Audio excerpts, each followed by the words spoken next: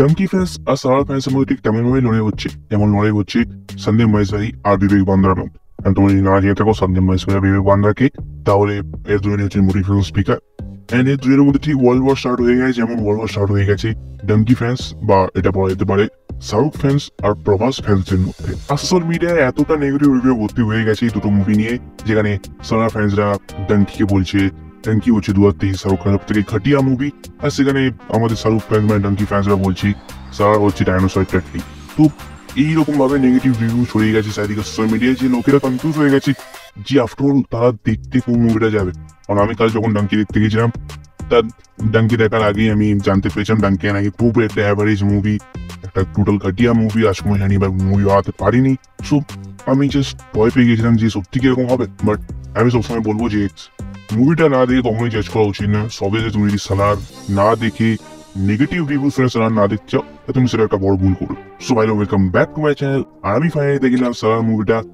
সালার মুভিটা যদি এক লাইনে রিভিউ করতে এটাই বলবো যে জাস্ট অ্যাকশন লাভার, যাদের অ্যাকশন মুভি খুবই ভালো লাগে অ্যান্ড যারা কাহিনী বা মুভির লজিক নিয়ে তেমন মাথায় ঘামায় না, মানে এই সিনটার পিছনে এটা কেন হলো, কিসের জন্য হলো, এটা নিয়ে যারা মাথায় ঘামায় না, শুধুমাত্র তারা সিটি তালি মারতে চায় আর অ্যাকশন গুলো এনজয় করতে চায়, তাদের জন্য সালার কিন্তু একটা পারফেক্ট মুভি। এবার যদি সালারের স্টোরির কথা বলি উইথাউট কোনো স্পয়লার, তাহলে যারা কেজিএফ দেখে এসেছে, জারিফ পাসানির স্টাইল কেমন, তারা এই মুভিটা একটু হলেও ডিসঅ্যাপয়েন্টমেন্ট ফিল করবে। কারণ আমরা জানি যে পাসানি শুধুমাত্র মাস মুভি বানান না, উনি মাসের সাথে একটা ইমোশন রাখেন যেটা হিট করে পাবলিকদের।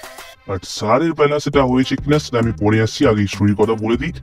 যে এখানে স্টোরি হচ্ছে দুটো বন্ধুর যারা আর কি খান সারে থাকে বলবো না, এটা জাস্ট থাকতো, কারণ এখানে কাহিনীটা 500 দেখানো হবে। তো বেসিক্যালি ফার্স্ট হাফ এই মুভি পুরোপুরি বিল্ড করতে নিয়ে নেয়, মানে এতটাই স্লো যে ফার্স্ট হাফটা ভাই তোমার কখনো কখনো মনে হবে যে হ্যাঁ ভাই ফোনটা একটু চেক করে নি, একটু মেসেজ করে নি, বা একটু হল থেকে বেরিয়ে এসে হলটা ঘুরে নি, কারণ ফার্স্ট হাফটা পুরোপুরি স্লো। ইয়েস, অ্যান্ড এই সেম স্লো জিনিসটাও কিন্তু সেকেন্ড হাফেও চলতে থাকবে। আর ফার্স্ট হাফে মানে ইন্টারভালে আগে একটা অ্যাকশন সিকোয়েন্স আছে যেখানে বেসিক্যালি প্রতি অ্যাকশনটা লাজবাব, বাট যেখানে ইন্টারভেলের পর প্রায় প্রত্যেকটাই মুভি ফার্স্ট হতে শুরু করে দেয়, মানে একটার পর একটা টুইস্ট আসতে শুরু করে। সেইখানেও বা ইন্টারভেলের পর এনারা character build up, story build up করে যাচ্ছে শুধুমাত্র পার্ট 2 এর জন্য। এন্ড এটা কোনো না কোনো জায়গায় ডিসঅ্যাপয়েন্টিং লাগলো আমার, যে শুধুমাত্র যদি স্টোরি আমাদের দেখতে হয় বা স্টোরি ওয়াইজ মুভি দেখতে হয়, তাহলে তো আমি ডাঙ্কিও দেখে নিতে পারতাম। কারণ এই মুভি পেতো যারা শুধু এটা ভেবে আছে, এই মুভি তো প্রত্যেকটা সিনে অ্যাকশন মুক্তি থাকবে, মাস লেভেলে অ্যাকশন থাকবে প্রত্যেকটা সিনে। তো একদমই নয় ভাই, এইখানে পুরোপুরি ফার্স্ট হাফটা যাবে স্টোরি বিল্ড করার জন্য, সেকেন্ড হাফটাও তোমার বোরিং লেগে যেতে পারে কারণ সেখানেও স্টোরি বিল্ড আপ হবে। অ্যান্ড তারপরে আছে ক্লাইম্যাক্স, যে ক্লাইম্যাক্সটা তো একটা তুখর লেভেলের ক্লাইম্যাক্স, কারণ সেইখানেই বেসিক্যালি প্রশান্ত নীল বুঝিয়েছেন যে কেন এই মুভিটা এই সার্টিফিকেট পেয়েছে। অ্যান্ড সেইখানে অ্যাকশনের দিক থেকে এই মুভিটা কিন্তু পুরোপুরি তুখর লেভেলের ছিল। আর সারি যেমন প্রশান্ত নীল স্টোরি টেলিং দেখিয়েছে, সেটা দেখার পর আমি খুবই ডিসঅ্যাপয়েন্টিং ফিল করবো, কারণ এই স্টোরি টেলিং দেখার পর আমি কেজিএফ রিপিট মোডে দেখবো, কারণ রকি ভাই ইজ দ্য বেস্ট। অ্যান্ড এই সালা দেখার পর যারা কেজিএফ দেখেছে বা চ্যাপ্টার 2 দেখেছে তারা জানে যে প্রশান্ত নীলের স্টোরি টেলিং কতটা মারাত্মক লেভেল হতে পারে। আর সেইখানে কিন্তু সালার একেবারেই ধারে কাছে আসে না কেজিএফ এর। তুমি যদি কেজিএফ এর আর সালারকে পাশাপাশি কম্পারিজন করো, তাহলে স্টোরি টেলিং এর দিক থেকে কিন্তু সালার অনেক মানে অনেক ভাই এরকম এরকম ডিফারেন্স হয়ে যাবে স্টোরি টেলিং এর দিক থেকে। আর কেজিএফ চ্যাপ্টার 2 এর যে বিজিএম বা কেজিএফ চ্যাপ্টার 2 এর যে গানগুলো ছিল, সেগুলো তুমি অবভিয়াসলি সার্চ করে শুনতে পারো, কারণ সেগুলো অবভিয়াসলি হিট করে, একটা মজা আসে সেই বিজিএম গুলো শুনতে। বাট সালারের বেলা কিন্তু তেমন কোনো কেস নেই ভাই। সালারের বেলা সিম্পল একটা বিজিএম রাখা হয়েছে, তেমন কোনো রাপচিক বিজিএমই ছিল না সালারের ভেতর। এবং অনেকের মনে হয়তো এই কোশ্চেনটা আসতে পারে যে আমি বারবার সালারের সাথে কেজিএফ এ কেন কম্পারিজন করছি, সেটা বিজিএম এর দিক থেকে হোক বা স্টোরি টেলিং এর দিক থেকে হোক বা কাহিনীর দিক থেকে হোক, আমি কেন কেজিএফ কে টেনে নিয়ে আসছি। কারণ এই সালারের অনেক মেজরিটি সিন আছে, অনেক মেজরিটি সিন আছে যেগুলো 100% তোমার কেজিএফ এর কথা মনে করিয়ে দেবে, রকি ভাইয়ের কথা মনে করে দেবে। আর হ্যাঁ অবভিয়াসলি তোমরা যদি এইটা ভেবে থাকো যে সালার কেজিএফ এর পার্ট, না মুন্না না, সালার কেজিএফ এর পার্ট নয়। আর এবার যদি পারফরমেন্সের কথা বলি, আই মিন ডাইনোসরের পারফরমেন্সের কথা বলি, তাহলে বড়া প্যাকেট ছোটা ধামাকা টাইপের পারফরমেন্স ছিল।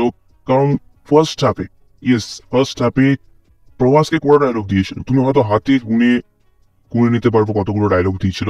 সেই সব ডায়লগের মধ্যে প্রায় সবগুলোই 99% ছিল ওয়ান লাইনার। ইন্টারভেলের পর যখন প্রভাস 2-4টি লাইন বলো, তখন আরে বাপরে, এ তো কথা বলছে, মানে এরকম ভাবেই প্রভাসের ক্যারেক্টারটাকে বিল্ড আপ করা হয়েছিল যে প্রভাস এই করতে পারে ওই করতে পারে, and যে কারণে শুধুমাত্র অ্যাকশনের দিক থেকেই প্রভাস শুধুমাত্র স্ট্র লেভেলের লেগেছে। and যদি তোমার মনে হয় যে যে স্টার শুধুমাত্র অ্যাকশন করতে পারে সেই হচ্ছে সব থেকে বড় সুপারস্টার, তার থেকে ভালো কেউ অ্যাক্টিং করতে পারে না, তাহলে একদমই ভুল। কারণ অ্যাকশন হয়তো সবাই করতে পারে, বাট অ্যাক্টিং এর দিক থেকে প্রভাস আবার ডিসঅ্যাপয়েন্টিং করলো। আর এবার শ্রুতি হাসানের পারফরমেন্সের কথা বলি, তাহলে প্রশান্ত নীল এটা ডিসাইড করে নিয়েছে যে রকি ভাইয়ের লাভ স্টোরি এন্ড হওয়ার পর উনি আর কোনো লাভ স্টোরির দিকে তাকাবেনই না। মানে ভাই প্রভাস আর শ্রুতি হাসানের কেমিস্ট্রি সিও অব্দি আমার এই মুভিতে দেখতে পাইনি, ঠিক আছে। আর সেখানে যদি পিকচার সুকুমারের কথা বলি, তাহলে পিএস প্রভাসের থেকে আমার পারফরমেন্সটা তাও একটু বেটার লেগেছে। আমি বলবো না গ্রেট পারফরমেন্স ছিল, বাট গুড পারফরমেন্স ছিল পৃথ্বীরাজ সুকুমারের। সবার ডিসিশনটা তোমার যে তুমি নেগেটিভ রিভিউ থেকে মুভি দেখতে যাবে না, আর নাকি মুভি দেখে তারপরে মুভিটাকে জাজ করবে, আর নাকি ভাই সন্দীপ মহেশ্বরী আর বিবেক বান্দ্রার মতো ডঙ্কিয়া সারের ওয়ার স্টার্ট করে দেবে, সেটা পুরোপুরি তোমার উপর ডিপেন্ড করছে। বাকি আমি মুভিটাকে দেবো, আমি সিনেমা মুভিটাকে দেবো 5-এর ভেতর 3টে স্টার, কারণ এটা ওয়ান টাইম ওয়াচিং যথেষ্ট ভালো মুভি ছিল। আর তুমি যদি দেখে থাকো সালাম, তোমার কেমন লাগলো তুমি অবশ্যই তোমার ওপিনিয়ন শেয়ার করতে পারো। বাকি আমি ভাই ডাঙ্কিন মুভি নিয়েও কথা বলি, যে তুমি সেই ভিডিওটাকেও শেয়ার করতে পারো তোমার সাথে দেখা হবে ঠিক সেই ভিডিওতে। ততক্ষণের জন্য বাই।